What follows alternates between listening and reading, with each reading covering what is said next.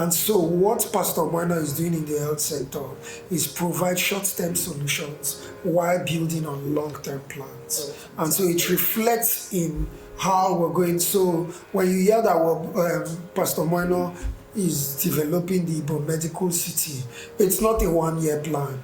It's a long-term plan over a period.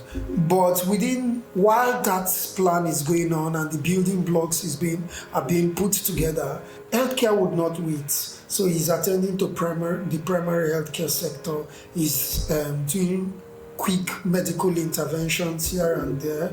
Pastor Umo Eno is an extremely compassionate gentleman. Extremely kind, extremely compassionate. Many times his aides would accuse him of caring for people more than he would for himself. Even when it's difficult, sometimes even against medical advice, you have to rest. I have a trust given to me by the Akwa Ibom people, and I cannot afford to disappoint them.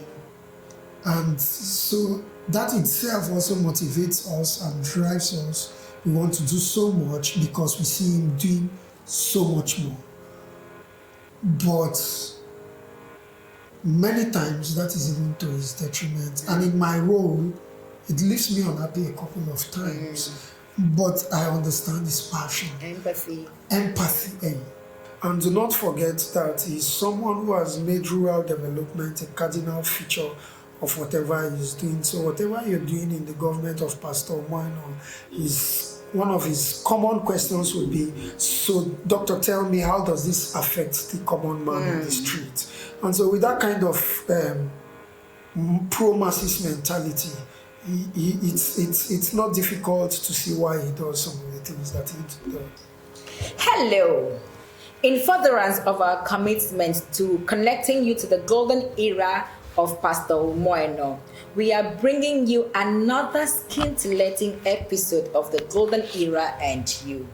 On today's episode, we are discussing the health interventions of Pastor Umo Eno, and the gentleman who is our guest on this episode is Dr. Ekem Emmanuel John. My name is Annabelle Francis. I am your host. Don't go anywhere. The Golden Era and You with amazing Anyebiet Francis, tracking the promise and the progress.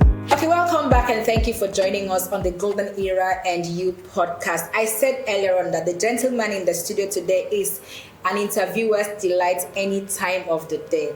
Dr. Ekem Emmanuel John is the Senior Special Assistant to the Governor on Health and the Governor's personal physician. I'm so excited to have you on this podcast. Thank you, Annabeth. Thank you, viewers. Okay, so let's go to the business of the day, the health sector. Yeah. And let me start on a personal note. You were the secretary, Nigerian Medical Association, Akwa Ibom State chapter, and you also contested for the office of the president.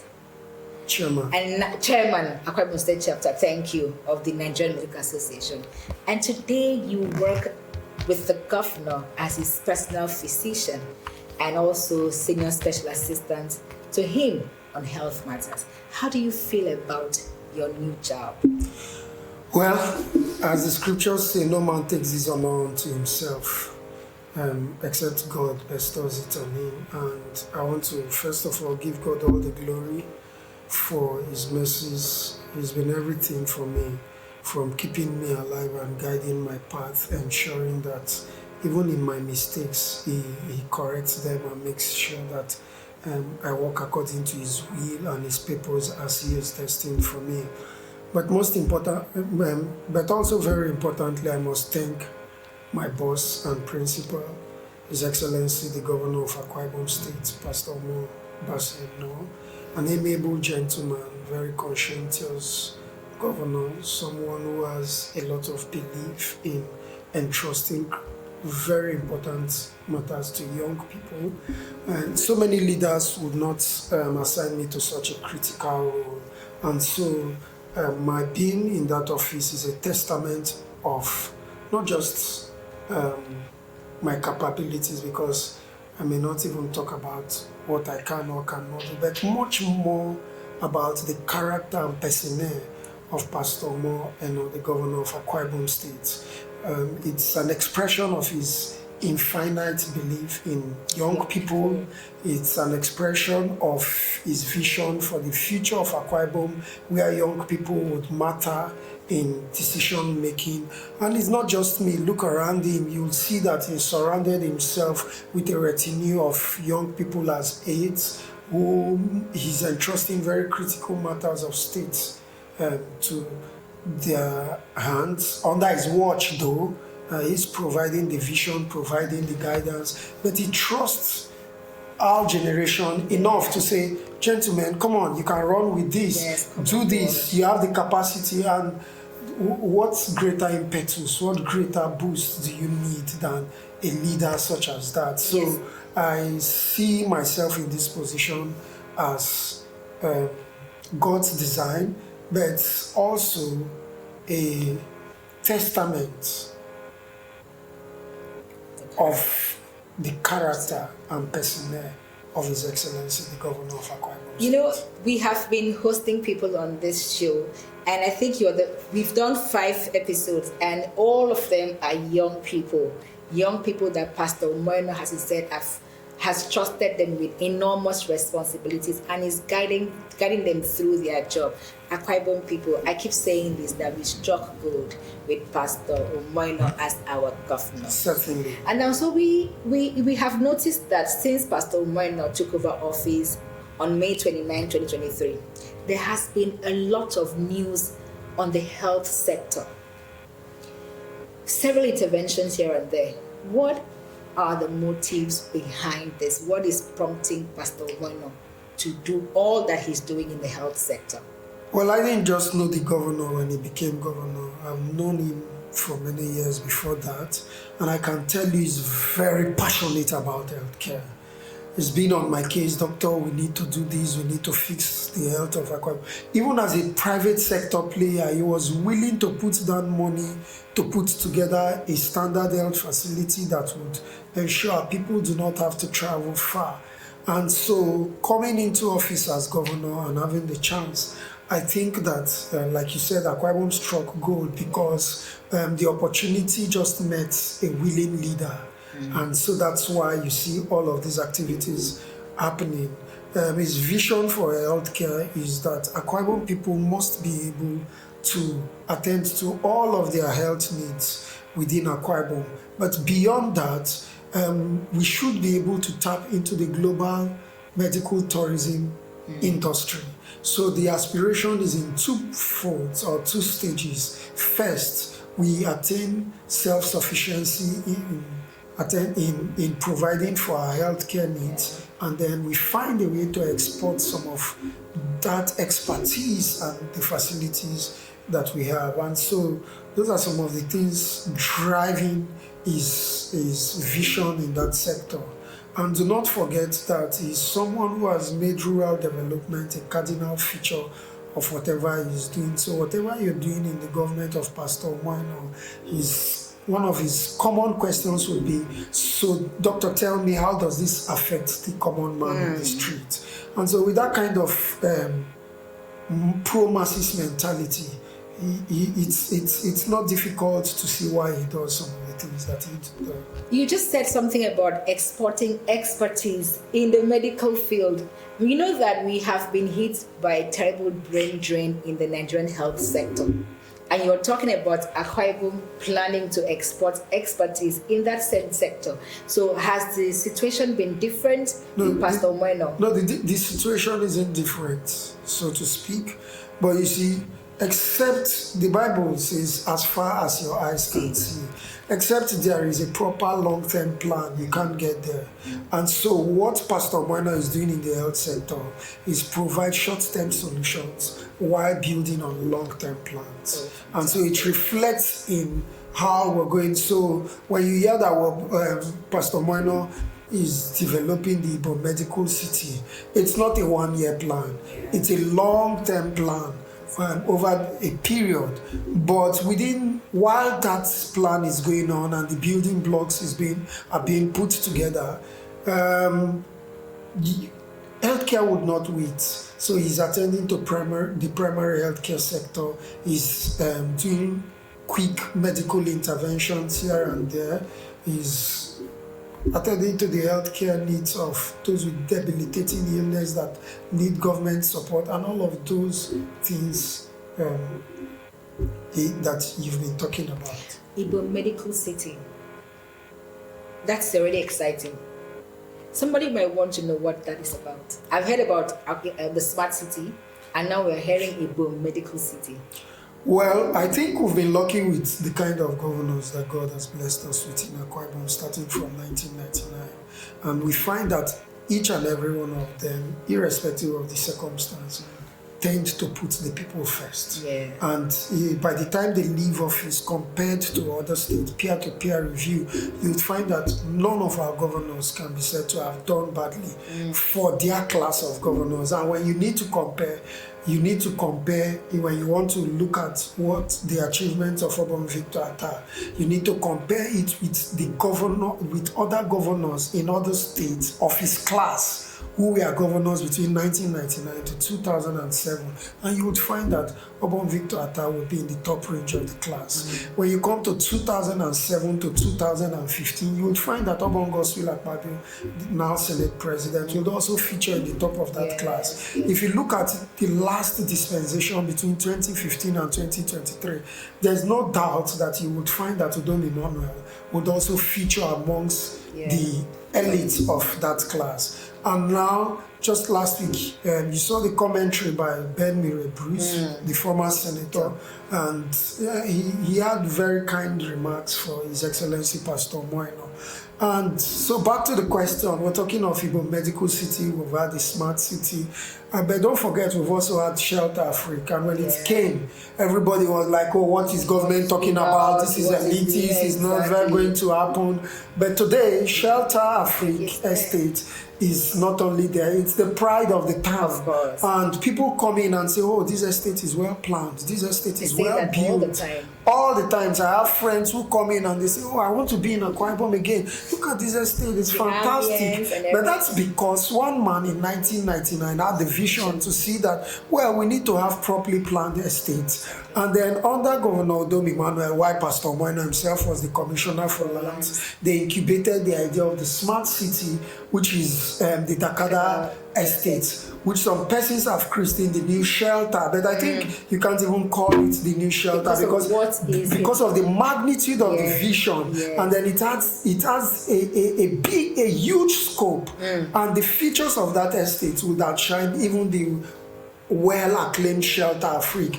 And don't forget that Pastor Umo Eno was the commissioner for lands, and being a visionary himself helped the previous government put these together. And so that one is coming up very soon. I can tell you as I sit here that people have started building in that estate. And so when Pastor Umo Eno says we're going to be doing the Igbo Medical City, I have no doubt it's going to come up. Let me give you some of the features that is going to be in the city and what is it about.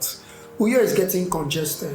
His Excellency the Governor believes that there should be new town development. And so part of his vision is that, well, like what is happening in developed climes, people are now beginning to factor in wellness and medical well-being in city planning.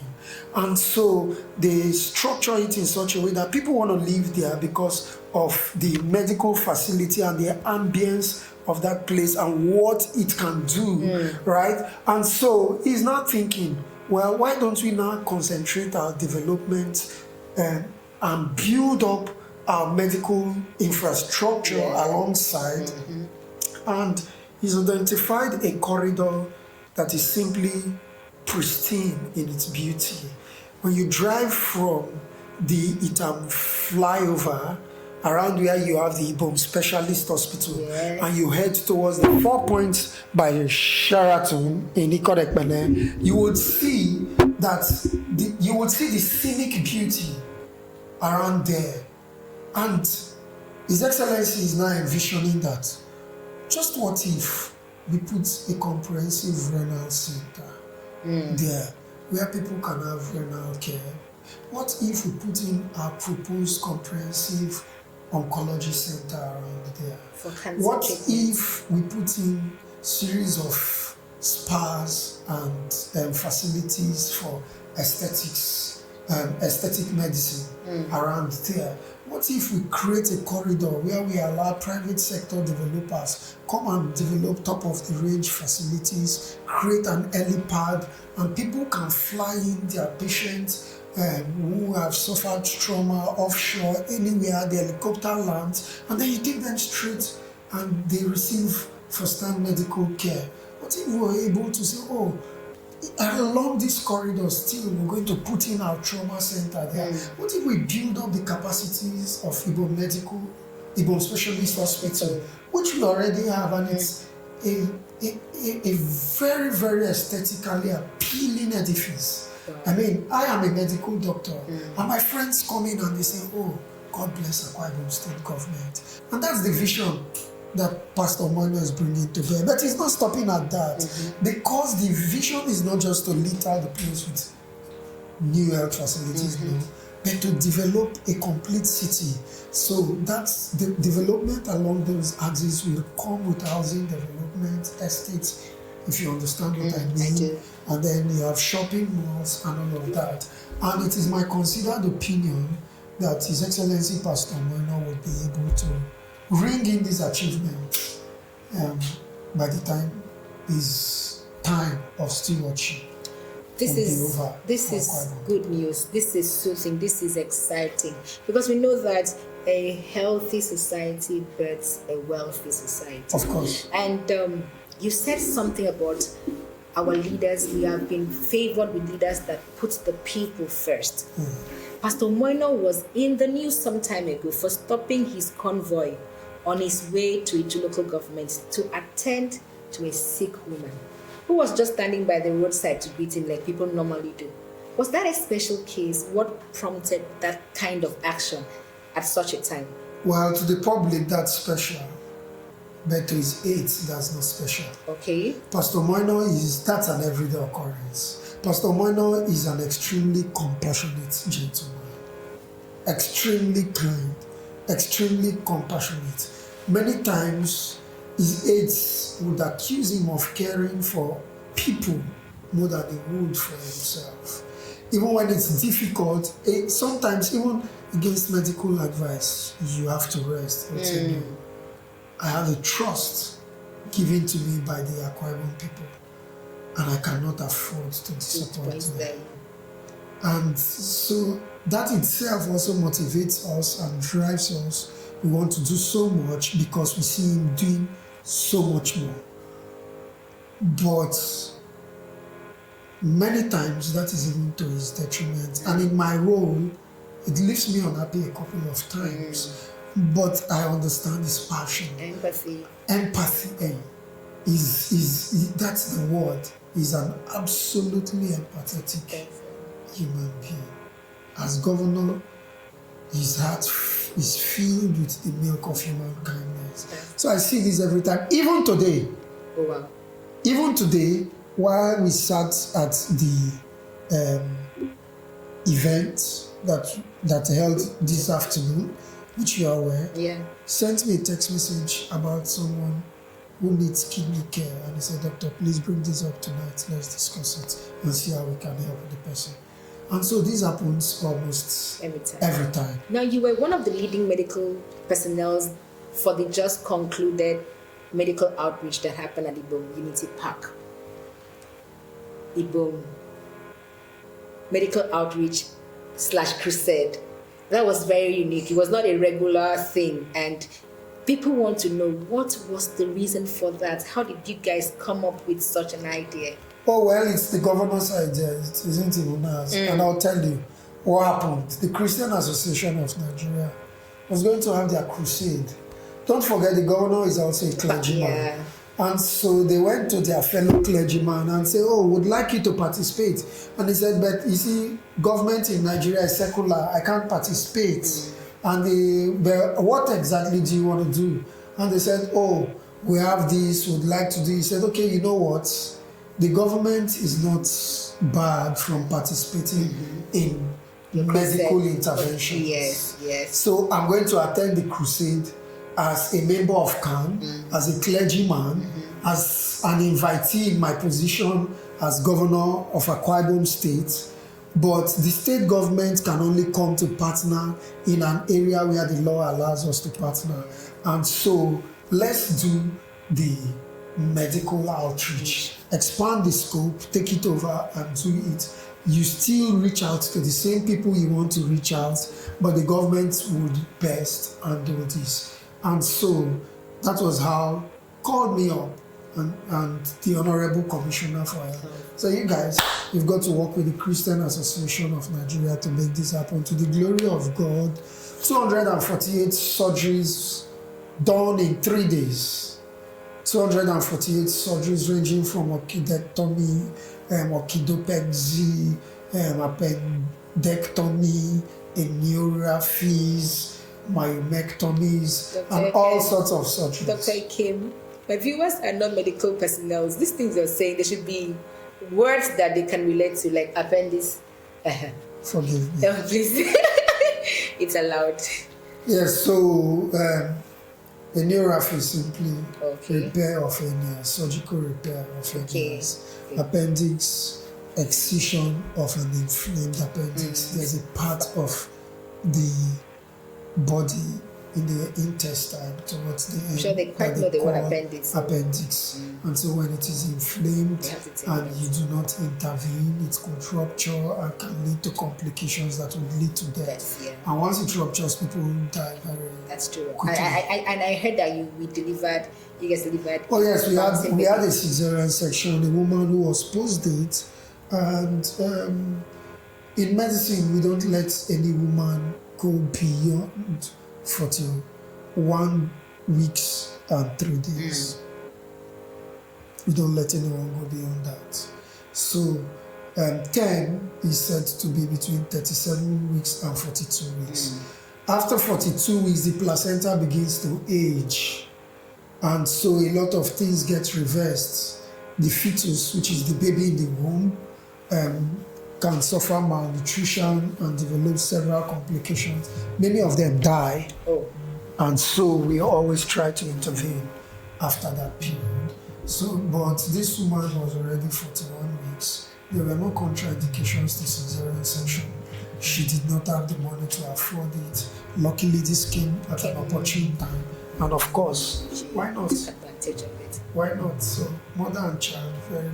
Yes, I was there the day the day the baby was delivered, and I saw a lot of medical personnel, medical doctors, nurses, and I was wondering, how were you able to recruit that number of medical personnel for that? Well, as John Maxwell would say, everything falls and rises on leadership. Even the one we're planning for next week, we have 872 applications, people who want to volunteer. 872. Volunteers, not patients. We want to come and assist in the free medical outreaches put together by the government of Pastor Umo Eno. That's a testament of the belief in his leadership.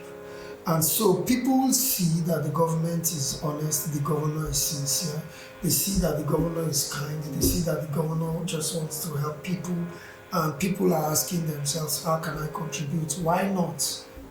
They're buying and they're taking ownership of the initiative already. Yes, and so that's just it. There's nothing fantastic. And it's very encouraging to the governor himself that he has people who are connecting with what he's doing for Akwa Ibom people. Of course, well, I would wager that I believe he would think so. I've not had the privilege of having that discussion with him, but I believe he would be delighted to know that healthcare professionals are willing to partner with him on this journey. But do not forget that even while he was an aspirant, there was this group, the Healthcare Alliance for Umo Eno, which we called the HEAL for Umo Eno, which also partnered with him and went around reaching out to people.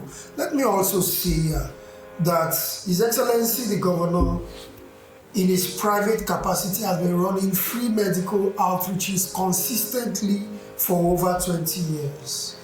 In his church, the All Nations Christian Ministry, Every Tuesday is set aside as free medical outreach within the church premises, where they attend to patients, whether members or non-members, and they dispense drugs, offer medical counseling, and then where need be, they refer. And this has gone on for every single Tuesday for 20 years.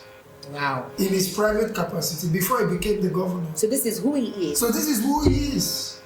This is who he is. And that's why I told you that he's the one driving us. Wow.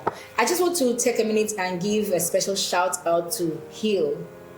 Because, it's one thing for you to go around with an aspirant, a candidate, campaigning, getting people to trust them with their votes. And it's another thing for you to come on board after elections have been won to help the man you campaign for actualize his campaign promises to the people. So this is a special shout out to you, and I believe that other groups will find ways to partner Governor Umo Eno in achieving all he is planning to do for and with Akwa Ibom people. Oh, this is very interesting. This is very informative. I want to believe that you've learned one or two things that will help you take advantage of all the interventions Pastor Umo Eno is bringing to the health sector. Dr. Ekem, it's a pleasure to have you. I've learned so much from you today. I wish I came with some pen to jot the medical terms. And I want you to give your parting shot to the people watching. Well, first of all, I'd like to thank His Excellency the Governor for the privilege to serve. I'd like to thank Akwa Ibom people for accepting His Excellency the Governor as their governor and entrusting the democratic mandate for this era to him, and I want to assure them that there's nothing to worry. Maybe I would like you to take a walk to the Model Primary Health Center, which His Excellency the Governor is building. I'd like you to look at the clips. The national president, the president of the Nigerian Medical Association, the #1 doctor in the country, came to Akwa Ibom and I took him on a tour, and the place was not even completed at the time. When he went around there, he said, "This is more than a health center," and it would easily beat many cottage hospitals in many localities.